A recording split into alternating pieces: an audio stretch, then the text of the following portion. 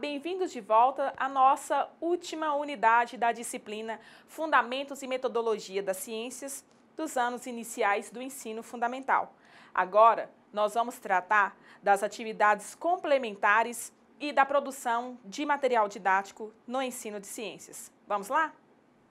Nessa unidade 4, ela apresenta como temática atividades complementares e produção de material didático voltado para o ensino de biologia, física, química, nas séries iniciais do ensino fundamental, métodos e técnicas, execução e avaliação das atividades experimentais. O objetivo aqui é compreender como se dá a elaboração do material didático e avaliativo de atividades práticas, seja para essa disciplina, seja para o ensino da própria ciências. Como abordado nas aulas passadas, caberá ao docente encontrar caminhos para que a disciplina de ciências efetive o conhecimento científico, mediante atividades que levem os estudantes à curiosidade e ao espírito de autonomia, de cooperação, de interação, mediante situações, problemas que possibilitem o estudante mediante os conhecimentos que trazem para a sala de aula, juntamente com os que adquire nela, que ele compreenda esse viés científico da proposta.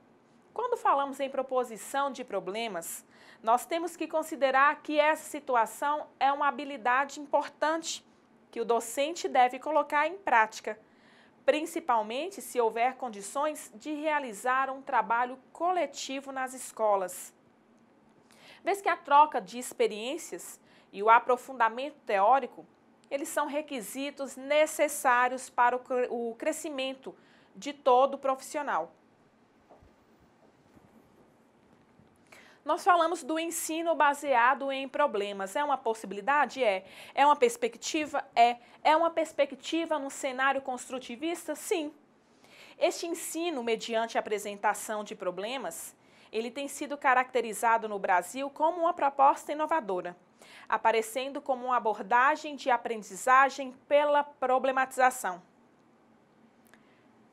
Na verdade, esse ensino baseado em problemas, ele aparece como uma superação ao ensino tradicional, com a clara intenção de propiciar a aprendizagem ativa do aluno através de um planejamento devidamente, digamos que delineado, com objetivos muito claros a serem alcançados em cada atividade.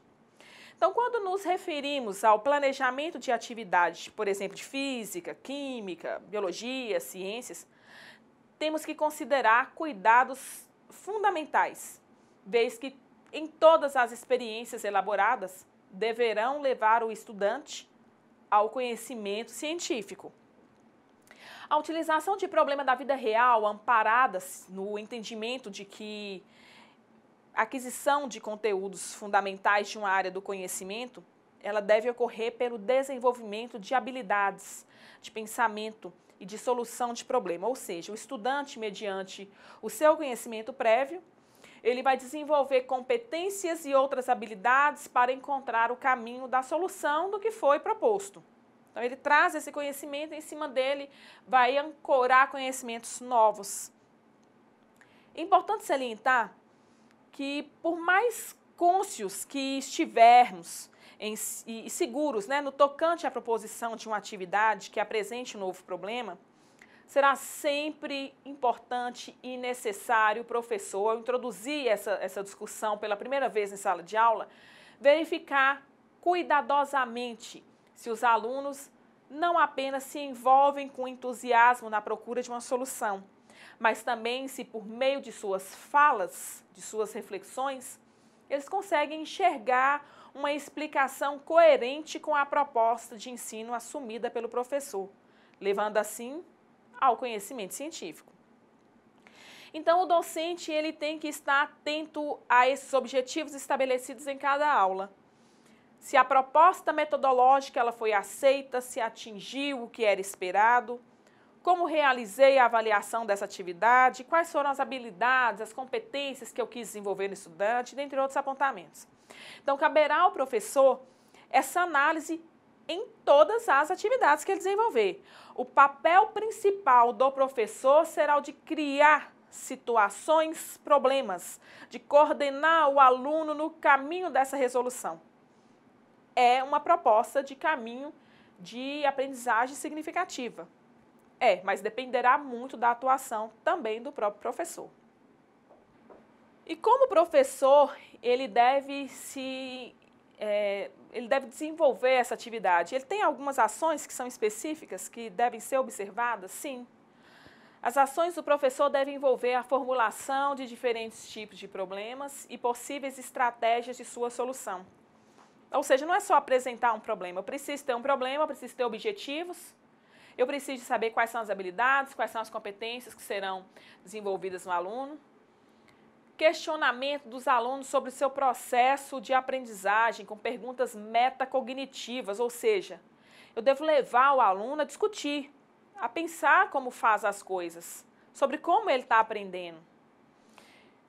O estímulo da reflexão do aluno. O professor precisa de estimular essa reflexão, precisa.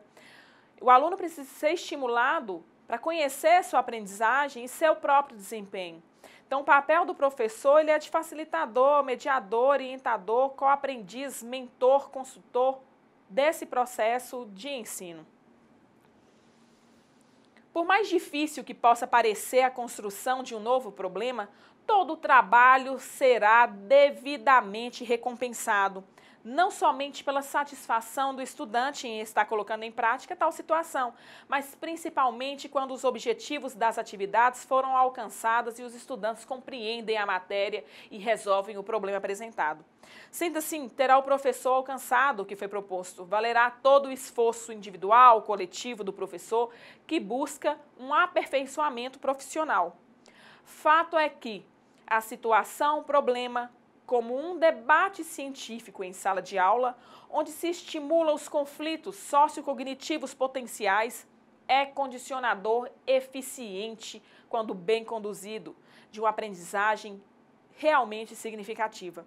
Isso nos remete às características da competência, que é o fim da educação, sendo o conteúdo apenas o meio.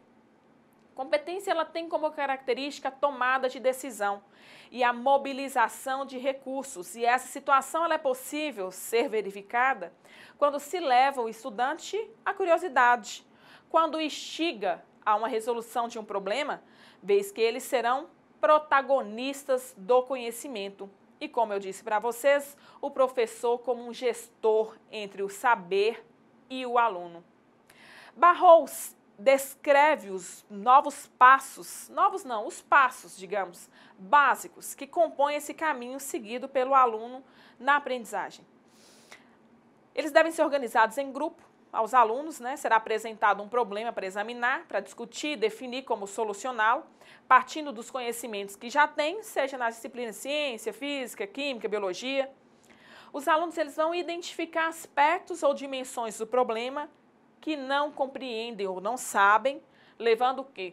Questionar. Então, eu vou questionar o professor, eu não estou compreendendo isso. Os alunos, eles ordenam as questões apontadas por prioridade e eles planejam e determinam quem, como, quando e onde elas serão investigadas. Todos tentam buscar a solução e compartilhar os achados com o grupo. Então, no ambiente de quê? De cooperação, de respeito pelo posicionamento do colega. Esse grupo, ele retoma as questões iniciais e integra os novos conhecimentos ao contexto do problema. Então, encontrada essa solução do problema, o aluno, ele autoavalia. Ele se autoavalia como indivíduo, como coletivo, e aqui o docente também poderá fazer essa avaliação da atividade prática, atividade problema, e verificar se os objetivos da aprendizagem foram devidamente aprendidos pelo estudante. Então, percebe-se que as situações problema, elas são bem profícuas para a aprendizagem em alunos que se permitem serem partícipes ativos em seu processo de aprendizagem. Fato que não ocorre ou pouco ocorre por desinteresse desses. O problema real é como engajar os alunos a serem atores de sua aprendizagem, vez que temos caminhos possíveis para a construção de uma educação de qualidade. Para um mundo melhor, talvez a peça-chave para a construção de uma sociedade melhor seja a transformação de cada ser. invocando para si a corresponsabilidade dessa atribuição. Então, é exatamente nesse sentido, é válido registrar que o caminho da aprendizagem ele é predominantemente indutivo. E embora possa resultar no desenvolvimento de habilidades de observação e percepção de relações entre os detalhes particulares do problema, pode resultar num hábito de pensamentos mais focado no fenômeno em si do que nas determinações mais amplas. Então, faz-se necessário atinar e fortalecer no estudante que sejam realizadas o quê? Reflexões críticas, úteis. Para quê? Para ampliar seu horizonte científico, seu horizonte ético e crítico. Essas atividades permeadas por problemas, elas devem possibilitar aos alunos a observação sobre determinadas situações ou objetos. E assim eles vão poder agir sobre eles, observando ainda a regularidade de suas reações. Com relação à manipulação, Kahn e Devries, eles propõem 5 critérios que norteiam a construção de atividades complementares para o ensino de ciências nas séries iniciais do ensino fundamental. Quais sejam? O aluno, ao resolver o problema, ele deve ser capaz de produzir o fenômeno pela sua própria ação. Então, como já foi salientado, o fundamental das atividades é a ação da criança sobre o objeto e a sua observação da reação do objeto. Portanto, é essencial que o fenômeno escolhido seja tal que o próprio aluno possa produzi-lo. Aqui nós vamos verificar a importância da observação e a ação do estudante mediante as possíveis reações do objeto em estudo. O segundo critério, o aluno ele deve ser capaz de variar sua ação. Então, quando variando a ação, a criança ela observa alterações correspondentes na reação do objeto. E aí vai ter a oportunidade de estruturar essa regularidade. Então, se isso não ocorre, isto é, se não há uma correspondência direta entre as variações nas ações e reações, um fenômeno oferece pouca oportunidade para a estruturação das ações da criança. Logo, é possível dizer que seu senso de autonomia e sua análise deverão estar aguçadas, possibilitando assim que essa estruturação ela seja efetivamente realizada. Terceiro item, a reação do objeto deve ser imediata. É muito mais fácil estabelecer correspondência quando a reação do objeto é imediata. Esse é um dos motivos pelos quais atividades envolvendo movimento são mais interessantes para a criança dos primeiros anos, do ensino fundamental. A criança ela realiza uma ação e ela espera uma reação rápida. E é nesse movimento de ação e reação que são estabelecidas novas análises, novos conhecimentos, novas observações. O quarto critério, a reação do objeto, ela deve ser visível. Então, nós devemos ter cuidado de escolha do fenômeno em que a reação do objeto pode ser perfeitamente visível para que a criança tenha condição de observar a regularidade dessas reações. Isso por quê? Porque são estudantes do ensino fundamental, elas precisam literalmente enxergar a situação apresentada para ela conseguir estabelecer essas relações. E o quinto item é a segurança e higiene nas experiências, é claro. O trabalho experimental ele não está isento de problemas e, por isso, a segurança é sim um aspecto fundamental, principalmente quando se trata de crianças, Os docentes eles precisam compreender que o processo de construção e análise dessas observações também requer segurança e ética no cuidado. Situações essas é uma temática de reflexão dos construtivistas da realidade. Quando nós falamos desses 5 critérios que vão nortear a construção dessas atividades complementares para o ensino de ciências, faz necessário também apresentar para você as etapas do método científico. Há fontes que demandam a existência de 2 etapas, outras 3 etapas. Aqui eu vou tratar para vocês de 5 etapas fundamentais, mas antes faz necessário apresentar e compreender o significado da expressão. Então, o que é método científico? Método, compreendendo o conceito. A palavra método vem do grego métodos, que significa caminho para chegar a um fim. Seguir um método científico é o que define uma área de estudo como as ciências, tal qual são as ciências da natureza, como a química, a biologia e a física. O método científico ele pode variar de acordo com as ciências, mas o que é atualmente usado, principalmente pelas ciências da natureza, foi derivado dos trabalhos de vários filósofos, como Francis Bacon, René Descartes, e de cientistas como Galileu Galilei, Roberto Boyle e Antônio Lavoisier. Esses precursores do método científico defendiam que a busca pelo conhecimento deveria basear-se em experimentações e lógicas matemáticas, com medições bem precisas e exatas, bem como a repetição intensiva de vários experimentos para provar as ideias. A ciência é prática e tem como principal atividade a descoberta. A descoberta é, por vezes, um processo ativo, em movimento. Não é algo para ser realizado apenas por estudiosos isolados no mundo. Ela é tanto uma busca por uma informação quanto um esforço para explicar como essa informação ela se combina de maneira significativa. As principais etapas do método científico, seguidas, em geral, pelas equipes de cientistas em institutos de pesquisa e universidades em todo o mundo, são a observação, a hipótese, as experiências, a lei científica e a teoria. Então, no caderno didático de vocês estão descritas 5 e apresentadas 3. Então, eu peço que vocês façam esse acréscimo aí na página 46. Então, nós temos aí as 5 etapas, a observação, a hipótese, as experiências, a lei, a teoria. Como eu falei para vocês, há cadernos, há materiais que falam que são 3 etapas, outros estabelecem 2. Aqui nós vamos tratar das 5 etapas para que vocês compreendam efetivamente. E principalmente quando a gente trata com crianças, né, no ensino fundamental, é importante fazer essa análise e essa observação no tocante às 5 etapas. Quando falamos da observação como etapa 1, é possível dizer que quase todas as investigações científicas elas começam com observação, né, que desperta curiosidade ou suscita uma questão. Por exemplo, quando Neil Armstrong ele pisou na Lua em 1969, ele queria o quê? Compreender aquela vastidão, quais seres microcósmicos coexistiam naquele ambiente, qual era a composição do material geográfico, dentre outros questionamentos que foram desencadeados a partir da observação do espaço no qual ele estava inserido. A situação o levou o observador ao levantamento de questões que precisariam ser estudadas. E essa observação ela pode ser a olho nu ou com a utilização de um instrumento de maior precisão, como no caso o microscópio. Então, nessa etapa, há autores que subdividem em etapa de observação e etapa de formulação de perguntas, conforme está disposto no material didático de vocês.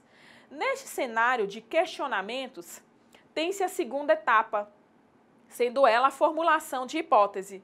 Então, na tentativa de responder às questões levantadas na observação, o cientista ele propõe o quê? Hipótese. Isto é, afirmações prévias para explicar o fenômeno que ele está observando. Essas hipóteses elas podem ser comprovadas ou descartadas na próxima etapa. Uma hipótese é muitas vezes definida como um palpite informado, porque quase sempre ele se baseia nas informações que você dispõe sobre o tópico. Por exemplo, o estudo da combustão.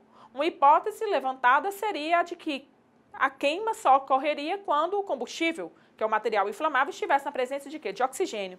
Então, em termos gerais, uma hipótese é expressa na forma de uma declaração. Se, então, ao fazer uma declaração como essa, os cientistas eles estão praticando o raciocínio dedutivo, né, o que é oposto ao raciocínio indutivo. A dedução no cenário da lógica ela vai requerer a realização do movimento, que partirá do geral para o específico. A terceira etapa seria a experiência, que consistirá na realização de vários testes, objetivando comprovar a hipótese. As experimentações elas são realizadas de forma bem criteriosa, envolvendo aspectos qualitativos e quantitativos. Todos os dados obtidos e etapas do experimento são anotadas e repetidas. Aspectos que podem interferir e levar a novas hipóteses são incluídos. Por exemplo, no caso da combustão, que eu acabei de falar com vocês, seria necessário realizar experimentos na presença e na ausência de oxigênio. A massa dos materiais da reação, ela deveria ser pesada no início e no final, além de ser necessária a realização de vários experimentos envolvendo outros gases para verificar se eles também eram responsáveis pela combustão.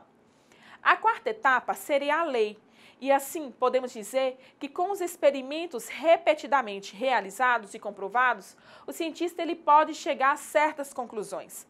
Se os resultados levam a alguma generalização, ou seja, se eles se repetem, o cientista formula uma, digamos, lei científica. E essa lei, ela vai descrever uma sequência de eventos que ocorrem de forma uniforme e invariável. Em outras palavras, um enunciado que explica o acontecimento do fenômeno, mas não explica por que ele ocorre. Então, voltamos ao exemplo da combustão. Lavoisier descobriu o oxigênio. E os resultados de seus experimentos levaram à conclusão de que a combustão só ocorre na presença de oxigênio. Aqui, então, nós temos formulado o quê? Uma lei. E por último, e não menos importante, a teoria. A quinta etapa é o conjunto de afirmações consideradas válidas pela comunidade científica para explicar a lei. É o porquê do fenômeno descrito pela lei. Por exemplo, para que a combustão ocorra, é necessário que o material combustível, como a parafina da vela, reage com gás oxigênio em uma reação de combustão, que libera energia na forma de calor, e que mantenha a reação ocorrendo até que um dos dois acabe, porque há a oxidação do material inflamável e a redução do oxigênio. Então, as ligações desses reagentes são rompidas e novas ligações formam novas substâncias, como o dióxido de carbono e a água. As etapas do método científico são dinâmicas e abertas. Ousa-se dizer que nesse caráter não standard reside a possibilidade de que da construção de um conhecimento no qual o aluno ele participa efetivamente, refletindo e propondo soluções para o problema, no movimento de ir e vir, em que se substitui um pensamento disjuntivo e um redutor por um pensamento complexo. Importante que vocês registrem que os cientistas eles não carregam a lista dessas 5 etapas prontas e acabadas, considerando que o progresso é bastante fluido e aberto à interpretação. Só a título de informação, registro que um cientista pode passar boa parte de sua carreira na etapa da observação. Outro pode trabalhar sem que nunca dedique muito tempo a conceder e a conduzir experiências, por exemplo. Então, eu trago para vocês aí a foto de Charles Robert Darwin, naturalista britânico que propôs a teoria da seleção natural. Então, vamos lá. Ele passou quase 20 anos de sua vida analisando os dados que recolheu antes de agir em relação a eles. Então, tem um tempo específico? Eu tenho um tempo específico para cada etapa? Não, eu não tenho. Eu posso passar a vida inteira só na observação, né? Então, olha para você ver. O Charles Darwin passou quase 20 anos de sua vida analisando dados, observando os dados para recolher e para depois agir sobre eles. Aqui nós visualizamos um longo tempo de trabalho intelectual de análise de dados, como se ele estivesse tentando montar um grande quebra-cabeças para se chegar a uma determinada imagem, digamos assim.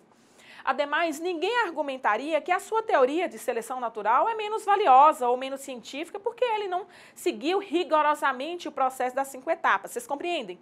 É imperioso registrar novamente que esse método ele não está reservado exclusivamente a cientistas altamente treinados. Qualquer pessoa que tente solucionar um problema pode empregá-lo tranquilamente. Então, vocês estão vendo a cena aí, um carro quebrado na estrada, 2 amigas vão tentando ligar, outra olhando, tentando compreender o que realmente está acontecendo nesse cenário. Você está em um sítio com sua amiga quando o seu carro apresenta um sinal vermelho no painel, informando um superaquecimento. No caso, o problema revelado pela observação foi o quê? Foi uma luz de alerta de temperatura. E ela vai lançar o quê? A investigação imediatamente. Mas o que estaria causando o superaquecimento? Uma hipótese poderia ser um defeito no termostato do seu carro. Pode haver outra hipótese? Pode sim. Outra envolveria o radiador, mas outra que seria problemas envolvendo a correia do ventilador, que poderia ter se partido. A solução mais simples, muitas vezes, representa o melhor ponto de partida. O mais fácil a fazer, nesse caso aqui, seria o quê? Verificar a condição da correia do ventilador. Caso você descubra que ela está mesmo partida, há motivos para acreditar que seja esta a causa do superaquecimento? Sim. Mas ainda assim seria necessário uma tese para confirmar tal hipótese. Então, o teste, na verdade, no caso, envolveria substituir a correia e ligar o motor para ver se o carro superaquece novamente. Caso isso não aconteça, você pode aceitar a hipótese relacionada à correia do ventilador. Sim, você pode aceitar. Mas se a correia não estiver partida, ou se a sua substituição não impedir o superaquecimento do carro, a hipótese deverá ser revista. Vocês estão entendendo? Talvez você tenha percebido que o exemplo oferecido não contém uma hipótese em uma forma, um se, então, possa ter percebido também que não inclui um grupo de experimento, um grupo experimental e um grupo de controle. Você sabe por quê?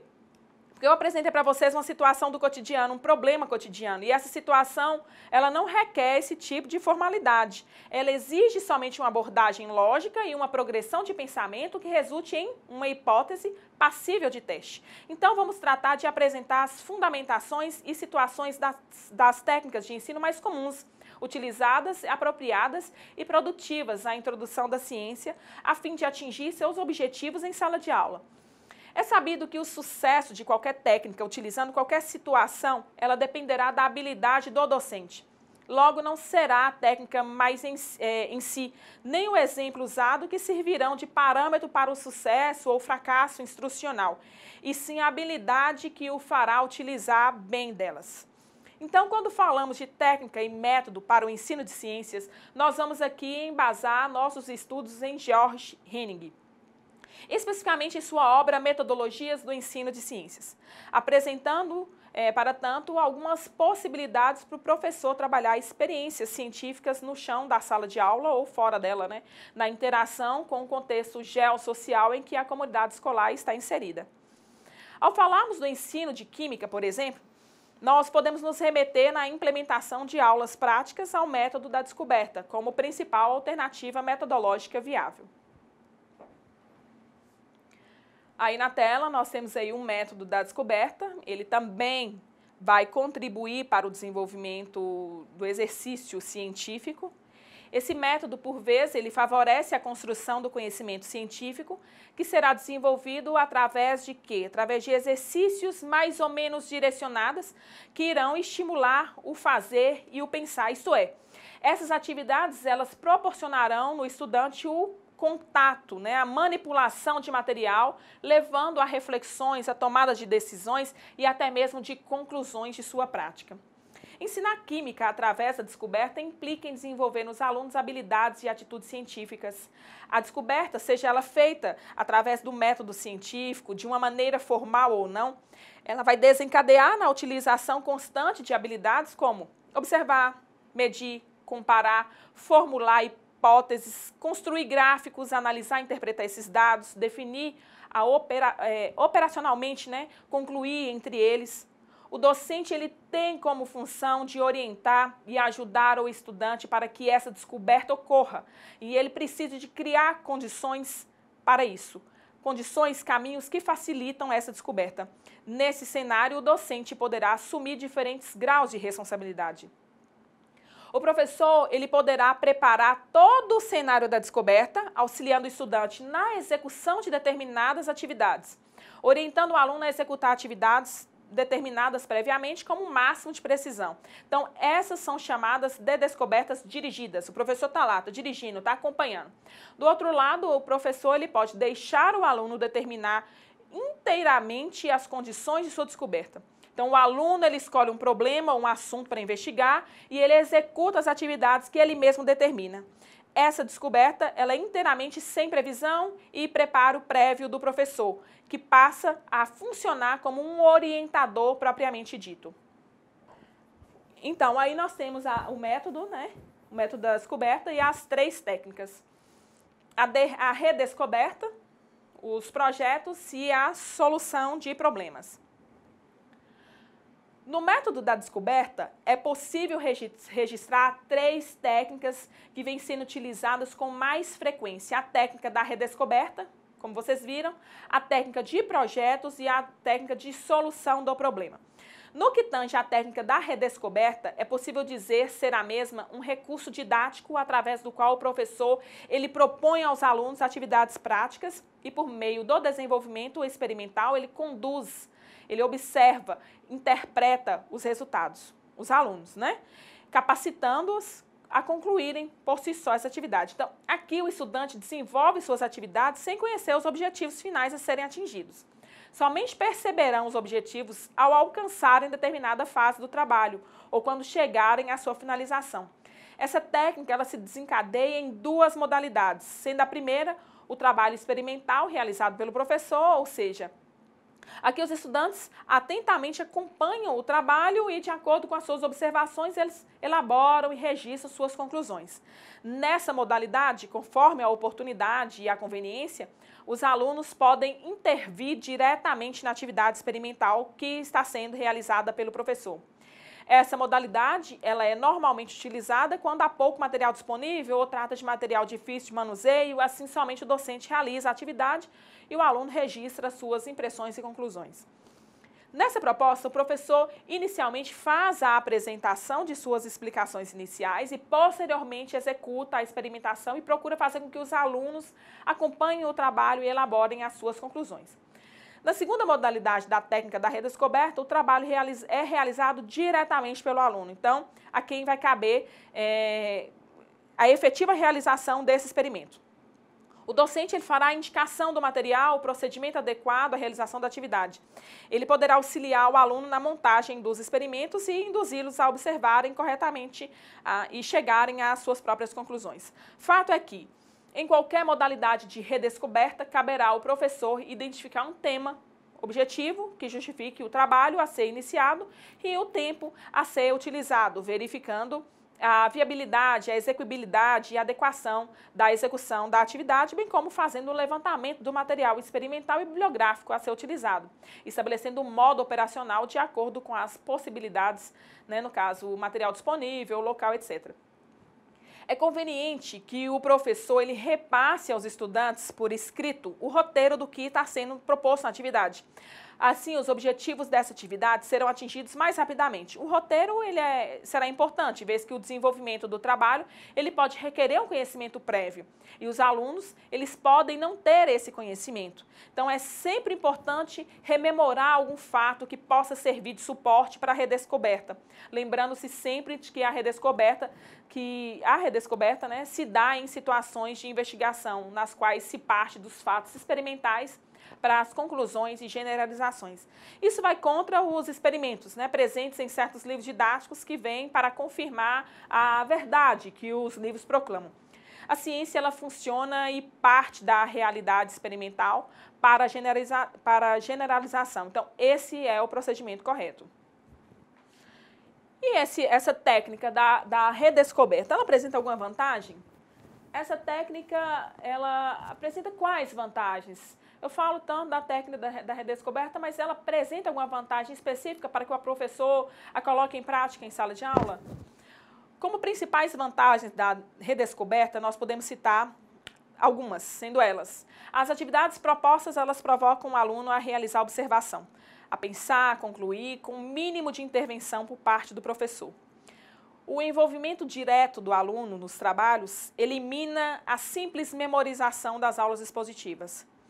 O trabalho em que o aluno participa diretamente, reconstituindo fatos ou fenômenos, proporciona a descoberta de um princípio ou de uma regra, possibilitando que ele adquira por si mesmo o seu conhecimento. Então, há a oportunidade de adaptação de materiais e a realização de atividades complementares, idealizadas pelo próprio aluno. Então, na técnica da solução de problemas, são apresentados problemas que os alunos deverão resolver, utilizando um problema científico. Um problema é uma situação de dúvida, um estado de tensão psicológica capaz de estimular a curiosidade, o pensamento reflexivo e provocar a ação em busca de uma solução ou uma atividade de trabalho. Um problema não é uma simples tarefa a ser cumprida. A segunda é a técnica de projetos. Essa técnica de projetos, ela é uma proposta muito ativa. Ela tem, por fim, fazer o aluno o quê? Agir, realizar algo que é prático, com grande atividade mental. Então, aí nós temos aí, o aluno, os conteúdos e bases, as competências e habilidades e o professor. Então, passamos agora a falar da segunda técnica de projetos. Ela traz a proposta de uma atividade planejada, orientada mediante o quê? Diretrizes estabelecidas de forma prévia, sendo também considerada como um projeto educativo. Projeto, como dito anteriormente, é um ato de planejar uma sequência organizada de tarefas relativas a uma situação concreta em busca de um fim prático. O homem, normalmente, está sempre projetando algo em sua vida, isto é, planejando suas futuras realizações no que diz respeito a todos os setores de sua atividade, trabalho, negócio, descanso.